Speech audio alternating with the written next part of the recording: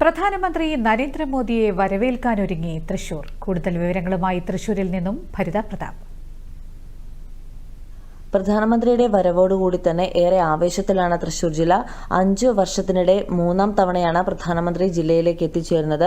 ഏതാണ്ട് 2 ലക്ഷം വനിതകൾ പങ്കെടുക്കുമെന്നാണ് ഇന്നത്തെ ഈ പരിപാടിയിൽ പങ്കെടുക്കുമെന്ന് തന്നെയാണ് പ്രതീക്ഷിക്കുന്നത്. സ്ത്രീശക്തി മോദിക്കൊപ്പം എന്ന വാചകത്തോടെയാണ് ഇന്നത്തെ ഈ പൊതു മഹിളാ സമ്മേളനം ഇവിടെ നടക്കുന്നത്. ഇതിനോടനുബന്ധിച്ച് റോഡ് ഷോയിലും പ്രധാനമന്ത്രി പങ്കെടുക്കുന്നുണ്ട്.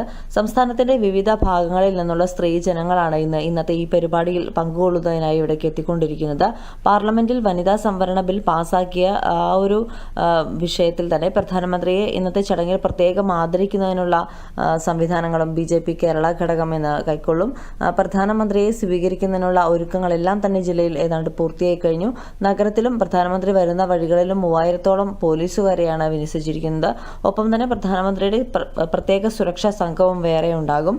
പ്രധാനമന്ത്രിയുടെ സന്ദർശനത്തിനോടനുബന്ധിച്ച് നഗരത്തിൽ കർശന ഗതാഗത നിയന്ത്രണങ്ങളും ഇന്ന് ഏർപ്പെടുത്തിയിട്ടുണ്ട്. രാവിലെ 11 മണി മുതലാണ് ഗതാഗത നിയന്ത്രണം തൃശൂർ നഗരത്തിൽ കൊണ്ടുവരുന്നത്.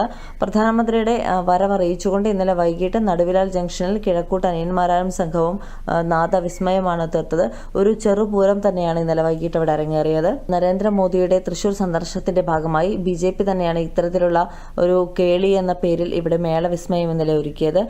എന്തായാലും പ്രധാനമന്ത്രിയെ വരവേൽക്കുന്നതിനുള്ള എല്ലാ ഒരുക്കങ്ങളും ഇവിടെ പൂർത്തിയായി കഴിഞ്ഞിട്ടുണ്ട്. കാത്തിരിക്കുകയാണ് ജനലക്ഷങ്ങൾ. ഇവിടെ വരാനിരിക്കുന്ന തെരഞ്ഞെടുപ്പിൽ ഏറെ ശ്രദ്ധയോടെ കേരളം ഉറ്റുനോക്കുന്നത് ഇത്തവണ തൃശൂർ ജില്ല തന്നെയായിരിക്കുമെന്നുള്ള കാര്യത്തിൽ ഇതോടുകൂടി ഏറെക്കുറെ ഉറപ്പാവുകയാണ്. അതായത് ശക്തമായൊരു ത്രികോണ മത്സരത്തിന് വേദിയാകുന്ന ഇടമായി ഇത്തവണയും തൃശൂർ ജില്ല മാറുമെന്ന് തന്നെ പ്രതീക്ഷിക്കാം. തെരഞ്ഞെടുപ്പിന്റെ ഒരു കേളിക്കൊട്ട് ഉയരുന്നു എന്ന് തന്നെയാണ് ഇന്ന് രാഷ്ട്രീയ സമൂഹം പറഞ്ഞുകൊണ്ടിരിക്കുന്നത്.